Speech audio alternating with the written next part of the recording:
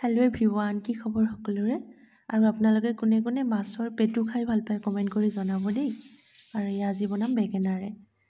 আৰু আজি চাকচোন মই একদম তেল নিদিয়া কৰি বনাইছো কাৰণ ইয়াত ইমান বেছি তেল আছিল সো তেল দিয়াৰ একেবাৰে প্ৰয়োজন নাই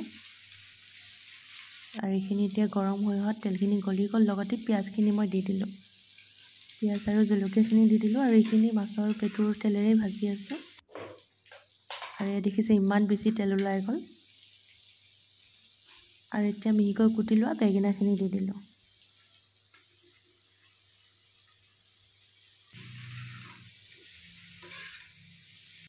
লগতে দি দিলো নিমখ হালধি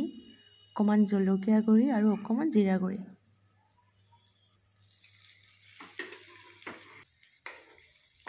আৰু চাক ইমান বেছি তেল ওলাই গল আৰু ফাইনালি ৰেডি হৈ গল একেবাৰে কম টাইমত হোৱা এটা ৰেচিপি হয় খাবৰ কাৰণে বহুত বেছি সোৱাদ হয় আৰু ভিডিওটো ভাল লাগিলে লাইক কমেন্ট কৰিব থ্যাংক ইউ